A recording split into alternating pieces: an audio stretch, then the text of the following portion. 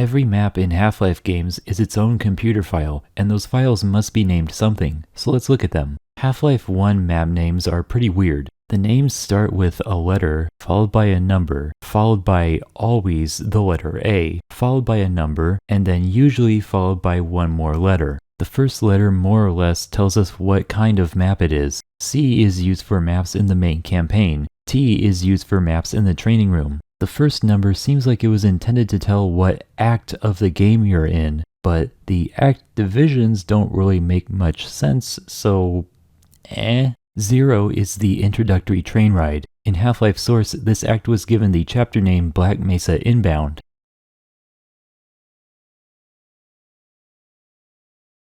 1 is anomalous materials to blast pit. 2 is power up to surface tension. 3 is forget about Freeman to Lambda Core. 4 is Zen to Nihilanth. And 5 is the final ending map, which in Half-Life Source was given the chapter name Endgame. All training room maps are in the Act 0.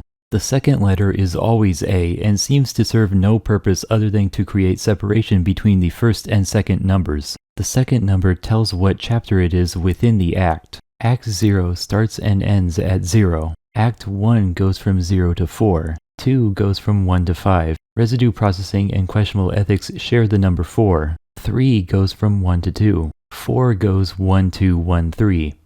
Dang, that was almost really based. 5 starts and ends at 1. Training Room Act 0 starts and ends at Chapter 0. Most maps then have one more letter to tell which map they are within the chapter. Usually the first map of a chapter does not have a third letter. C1A0C is part of Unforeseen Consequences. This is the only time where a map has the wrong chapter number.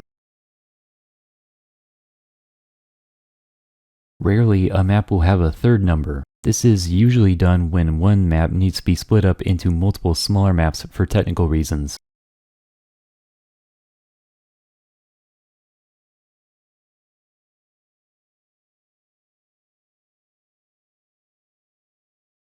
There is a map called T0A0B, but it was split up into B1 and 2. If you go to C and then attempt to go back to B2, you will end up on the original B. It's not very remarkable, it's just a combination of B1 and 2 that you entered from the wrong side.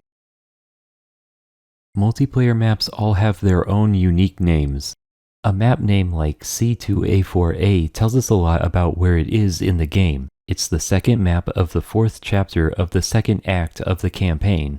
Map names work differently in Opposing Force. C was replaced with OF. T was replaced with OF boot. The first number still designates what act the map is in. Act 0 is the introductory cutscene. In-game, there's no indication of this map being associated with any chapter, but in the game's files we can find out that it would have been part of a chapter called Incoming. Act 1 is Welcome to Black Mesa and We Are Pulling Out. Act 2 is Missing in Action and Friendly Fire. Act 3 is We Are Not Alone and Crush Depth. Act 4 is Vicarious Reality and Pitworm's Nest. Act 5 is Foxtrot Uniform. Act 6 is The Package and Worlds Collide. Act 7 is the final cutscene map. The game files also have a name for this chapter, and it's called Conclusion.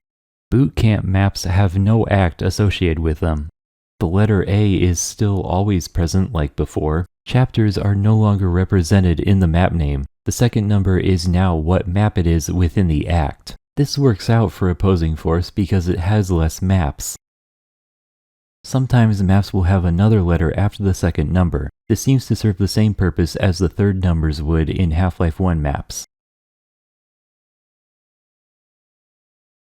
OF3A1B is a modified C4A1. Upon entering that map, a piece of text will suggest that this map is part of a chapter called C4A1 Title. This is placeholder text. All text in the game is first placeholder text, which gets replaced with the actual text later. In Half-Life 1, this text gets replaced with Zen, the chapter name for that chapter. In Opposing Force, however, that same entry doesn't exist, so it just shows the placeholder text. If you're wondering how this mistake happened, I couldn't tell you, but it must have been a very serious lapse in judgment because you can't just not notice this, and there are multiple very easy ways to fix this.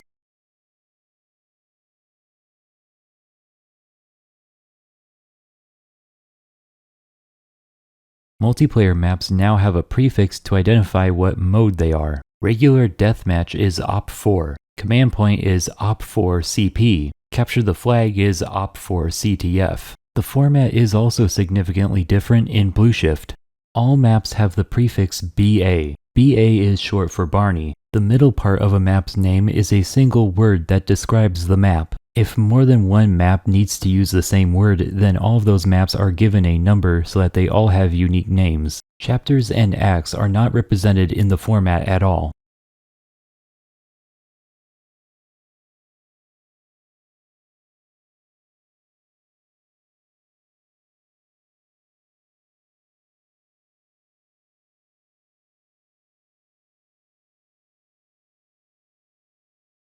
The format in Half-Life 2 and the episodes is distinct but bears a striking resemblance to Blue Shift. There are 5 different prefixes, 3 of them in Half-Life 2. The ones in Half-Life 2 start with the letter D and end with one number. The D stands for day. Half-Life 2 takes place over 3 days. Whether intended to or not, this essentially serves the same purpose as Acts did. Day 1 is point insertion to We Don't Go to Ravenholm. Day 2 is Highway 17 to Entanglement. Day 3 is Entanglement again to Dark Energy. All Episode 1 maps use the prefix EP1. All Episode 2 maps use the prefix EP2. The middle word bit was kept, though Valve was noticeably less specific about what word they used to describe a map. The word and number are now separated by an underscore. Numbers below 10 will always start with a 0 digit, even if that series of maps does not have a 10th map. Even in cases where a given word is only used by one map, that map will still have a number. The format is much more consistent and also much more intuitive than those before it. Chapters are not represented in the format, but a map's name allows you to roughly deduce what chapter it's from. For instance, any map using the word town is from We Don't Go to Ravenholm. The only 2 exceptions are D2 Prison 01, which is part of Sandtraps, and D3 C1701, which is part of Entanglement.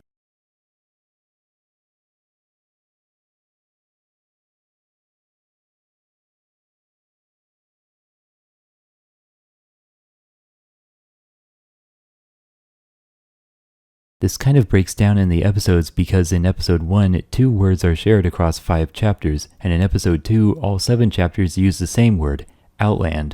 It's a bit outlandish, don't you think?